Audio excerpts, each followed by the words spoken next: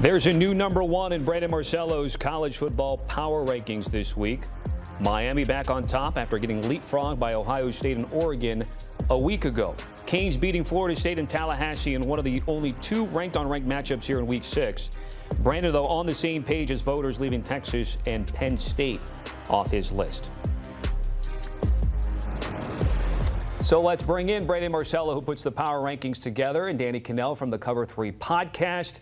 Canes back at number one in your penthouse. Brandon, take me through it here. Yeah, I made the mistake of dropping them out of the number one spot last year. Everybody thought that win from Oregon at Penn State was monstrous. Well, it ended up being a monster hiding in the closet because Penn State lost to UCLA, as we all know, in an historic loss. And I'm not saying Oregon's not a great team, but for right now, when you consider the resume and you look at the power rankings and the opponents and also the analytics that's involved with Miami and what they've been able to do, Miami, to me, is the number one team, inching out Ohio State. The Hurricanes look like a complete team. They have got a defense that has been phenomenal. They've got an offense that has every weapon possible that you need to contend and win a championship. They got up 28-3 at Florida State. That final score is deceiving because they kind of let off the brakes a little bit and then also kind of played back some maybe not necessarily prevent coverage, but allow Tommy Castellanos to throw a lot of stuff underneath to get some chunk plays, and they came back to make that a 6-point game. But Miami really was in control from start to finish, and I've been really impressed with them throughout this year. And it seems to me that they've been getting better week to week. And Carson Beck at quarterback, how beautiful were the throws that he made Saturday night in Tallahassee. I think he erased any doubts about people maybe him having less zip on the ball or even not being able to complete some passes downfield. He's got tremendous receivers. Miami is the most complete team in the country right now in my eyes.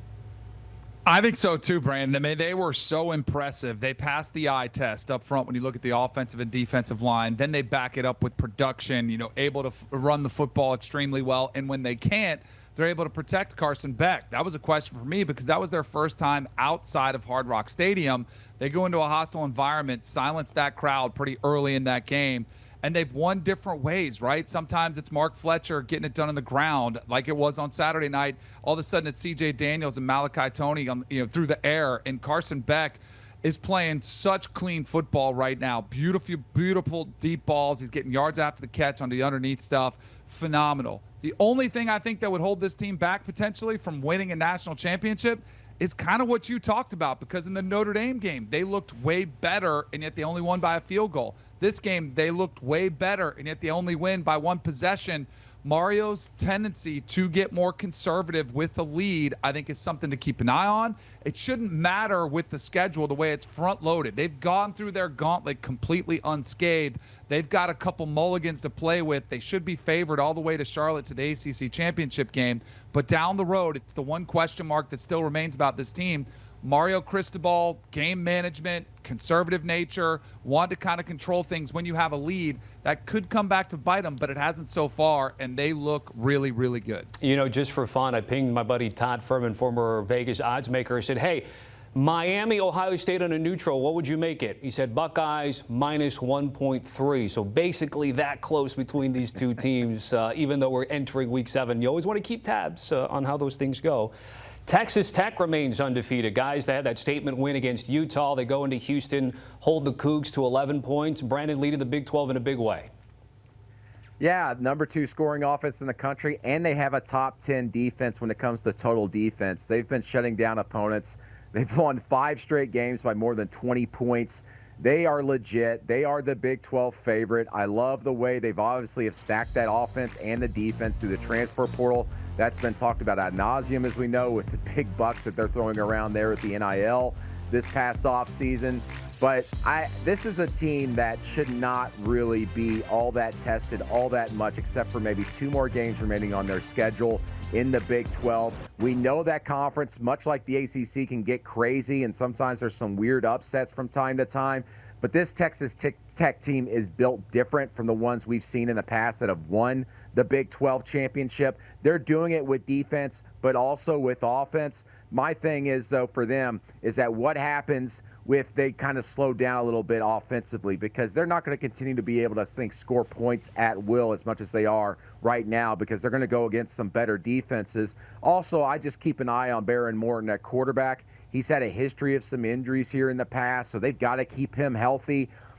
But those are the things I'm only concerned about. It's things that might happen. But to me, right now, this team is absolutely the favorite to win in the Big 12. And for me, maybe the best team in the state of Texas. And for right now, I do believe they are. Yeah, it's hard to push back against that. Joey McGuire's done a phenomenal job pulling this team together with all those moving parts, the transfer portal pieces coming together and competing as one. That's not easy to do. We see a lot of teams that major in the portal and it comes up flat and all of a sudden the season comes apart at the seams. They've been anything but that. To the Baron Morton point, it's got to feel pretty good that you do have some depth at the position, because remember at Utah, he went out of the game, wasn't having his best game.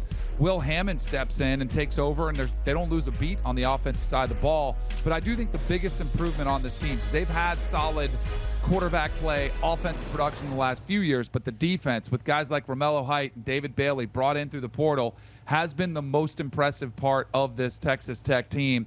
They clearly are one of the best teams in the country. And you mentioned, I think the next 2 weeks are critical for them. Kansas, and then they have to go to Arizona State against one of the other top teams, the playoff representative from the Big 12 last year.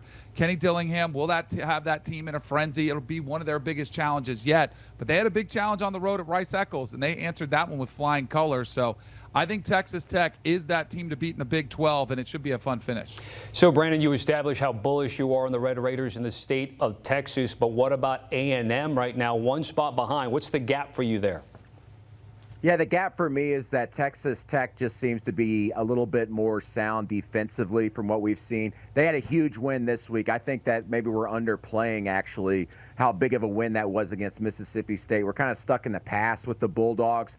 But this Mississippi State team pushed Tennessee, a legit top 15 team, to the brink and maybe should have won that game against the Volunteers. That offense has been very explosive. Their defense is much improved from last season. And A&M was playing kind of in a tight battle for about 2.5 quarters against Mississippi State, and then blew them out there near the end and kind of put their feet down on their throats. I really like this A&M team. Marcel Reed obviously has changed the dynamic of things there at quarterback, but defensively, they're getting a lot of pressure, a lot of tackles for loss. They're one of the better teams in tackling the ball carriers and, of course, their quarterbacks behind the line of scrimmage. I just need to see maybe a little bit more consistency from the second and third levels of that Texas A&M defense, but they are for certain a very deserving team of the top 10. They're undefeated, but that schedule is only going to get tougher from here on out. And I can't believe I'm saying this, but this week's game against Florida is actually very, very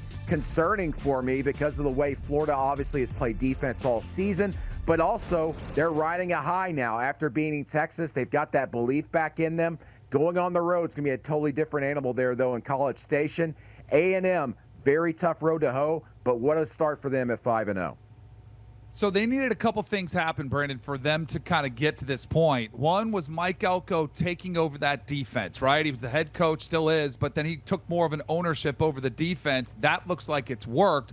The other thing they really did was Marcel Reed to take a step forward. And he even called out some of his critics this offseason saying, hey, y'all don't think I can throw the football. I'm going to show you how much better I'm going to be this season. And I do think an entire offseason working with Colin Klein, their offensive coordinator, has done wonders, as well as getting two of the best portal receivers that we saw this season. Casey Concepcion and Mario Craver have been outstanding finds. And then all of a sudden, they're starting to get some depth at running back. We knew about Le'Veon Moss. He's a little bit quiet this past weekend, and Reuben Owens goes off and steps up. So I think it's all coming together really nicely for the Aggies. The one question is, I feel like we've seen this before. Like, they've had these fast starts. Now they need to finish when that schedule gets a lot tougher. But right now, they look like they could be. I think it's Bama and A&M and Missouri sort of at the top of the SEC, and they're very much in that conversation. Let's finish up with Penn State and Texas. Preseason 1 and 2, not even ranked this week, guys. And Danny, I'll give you Texas, but Brandon, I'm going to give you Penn State first. That loss at the Rose Bowl to UCLA, what's the potential fallout for James Franklin? What are you hearing there? And just thoughts on the Nittany Lions? I know a lot of my colleagues have said, hey, maybe it's time for James Franklin to look for other jobs. And I seem to agree with that. I mean, listen, Penn State's not going to buy him out or even consider firing him. One, because his buyout's so large at about $50 million. But also, I think he's just absolutely reached his limit at Penn State at this point. I mean, he hasn't even beaten a power conference opponent yet, as we know. And losing to UCLA, I think, was just the final nail in the coffin there. This was supposed to be the season, right? Last year, maybe actually was a better team than this version this year, where everybody came back practically, and they ended up hiring the most expensive defensive coordinator in the country in Jim Knowles from Ohio State. All the pieces were there for them not only to win the Big Ten, but also win a national championship. And here they are with 2 losses before even a month and a half into the season. You know, listen, I think James Franklin is very much like a high-floor coach. He's always going to be very consistent. You know, the bottom is never really going to be too bad.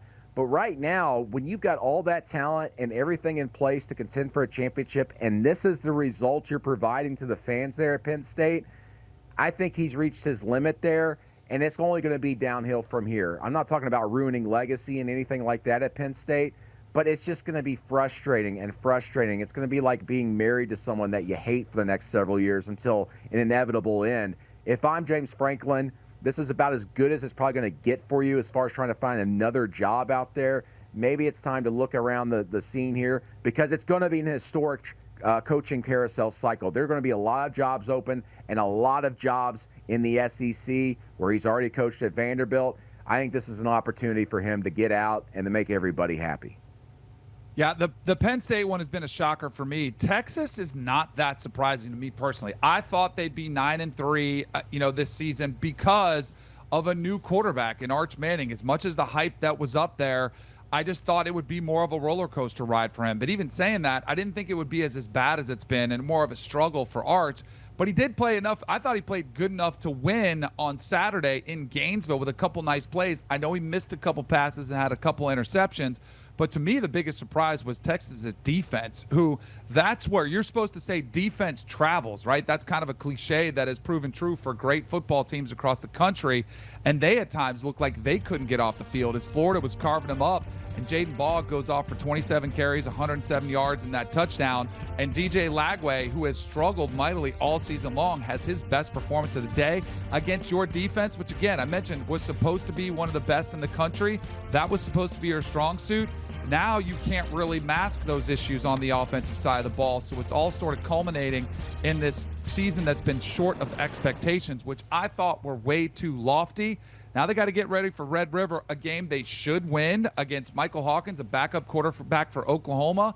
But I think the bumpiness is just getting started for Texas. I still think they're not a playoff team. They'll have to prove me wrong in order to do that because they've got too many replacements. They have too many issues and questions they had to answer. Primarily at quarterback was the number one, but now you're starting to see some other deficiencies as well, which I think are cause for concern for Texas. Crazy, the first 6 weeks of the season, all this change. All right, check out that entire power rankings list at CBSSports.com for Brandon and the cover 3 for Danny, Bud Elliott, Tom Fornelli, Chip Patterson. They were in Tallahassee for Miami and Florida State. By the way, one last button up on these two teams. First time since 1967, the top 2 teams in the preseason AP poll, both unranked.